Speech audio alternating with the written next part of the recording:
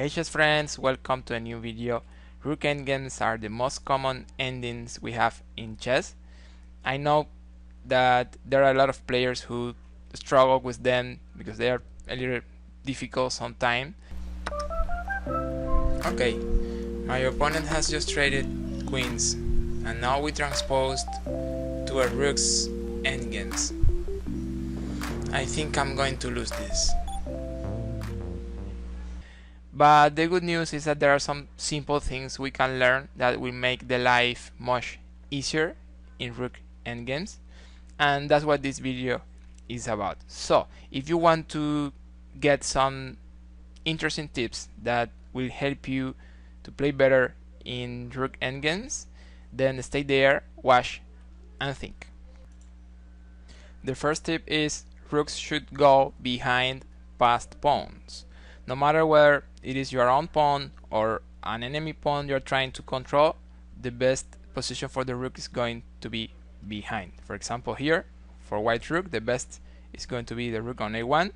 For black rook, the best is going to be the rook on a2. So remember, if you can choose, go behind. The second tip is cut off the enemy king. This is a very typical maneuver for Rook Endgames, and it can be very powerful if you can use it properly. So for example, in this position, if white plays Rook e1, they are going to win the endgame. Notice that they have a passed pawn, and with the king and the passed pawn, and also without the enemy king helping to stop the passed pawn, they are going to be able to win. Also, sometimes we can cut off the enemy king horizontally. Actually, in this position the best is Rook e1, but in some other position there are also some ideas cutting off the king horizontally. That's also something to keep in mind. My next tip is don't forget the 7th rank. This is probably one of the most important lines we have on the board. If you control this line, you are threatening many pawns, you are controlling the squares around the enemy king, and very often you are also cutting off the enemy king. So it's actually a very important line. In general, in a Rook's endgames, you control the 7th rank and you control the board. If you can double rooks, if we have for example 2 rooks per side, and you can double rooks in the 7th rank, you are almost for sure winning the game. My tip number 4 is avoid passive rooks, like this one here. The rook is a very mighty piece, and it's very sad to keep it protecting one pawn like this here, and the rook cannot move anywhere. That's a big problem. If you have something like this on the board, probably you're going to lose the game. My 5th tip is activate your king. This is general for all endgames. We always need to use the king, but also we need to say it here. Besides, it's a very common mistake. People forget always to use the king in the endgame, and we need to use them here in Rook Endgames as well.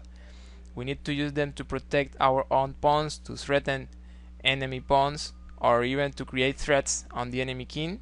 We can use the king, or we need to use the king in these endgames as well. There is a very famous classic game where Capablanca beats Tartakower, and it is very clear in that example how he used the king to create threats on the enemy king. My next tip is stay focused when you have 1 or even 2 pawns down, because this endgames has a very big tendency to result in a draw. So don't feel too bad, probably you can still save the game. This is an example of a theoretical Rook endgames where white with 2 pawns down can get a draw. Of course, the defense here is not easy. White has to play many very accurate moves to get a draw, but it's still possible. It's just an example to show you that in Rook endgames we can get draws with 1 or sometimes with 2 pawns down. Okay, I'm playing as white here, and my opponent just moves the pawn to g2. Mike said in the video that these endgames have a big tendency to result in a draw, so I hope I can still save the game. So I need to focus.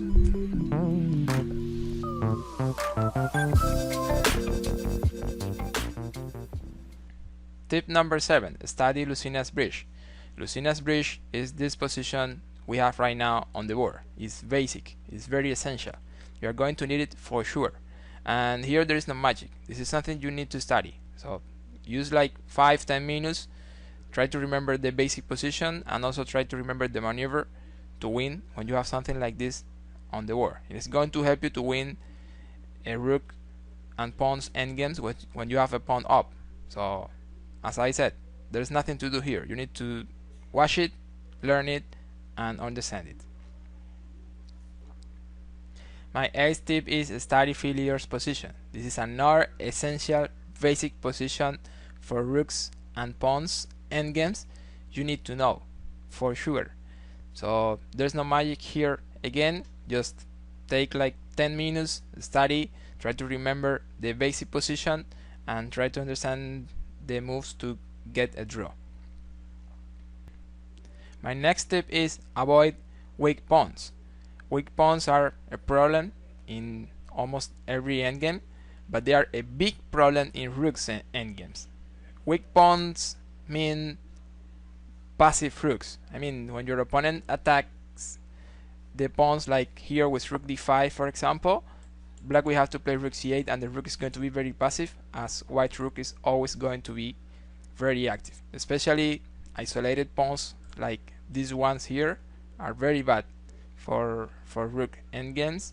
So probably if you can avoid a rook endgames when you have so many weak pawns, it's going to be a good idea. And my last tip to play better in rooks endgames is don't forget the crazy rook trick.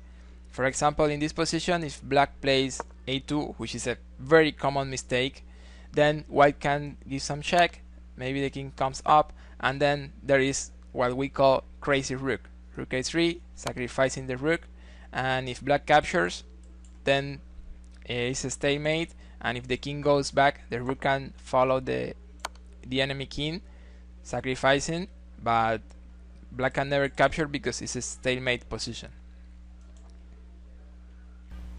I know this endgame, I have 2 pawns up, I'm going to win very easily. I just play here a2. Okay, that's a check. I will go up here. Okay, that's a rook sacrifice. That's interesting. If I capture with king or pawn, it's a stalemate. But I don't have to capture. I will just go back to b5. Okay, that's interesting. Again, that rook is a little crazy, but I can just play king c4. I don't have to capture the rook. Okay, just another check. Okay, I will play king b3 and find here. This rook is completely out of its mind. So this is the video I wanted to show you today. I hope you have enjoyed it. If you have anything to say or any tip to add when playing rooks endgames, feel free to write it in the comments. Also, give me some likes if you think the video and the content were good. So that's it. Thank you so much for watching. Don't forget to subscribe if you haven't, and see you in the next.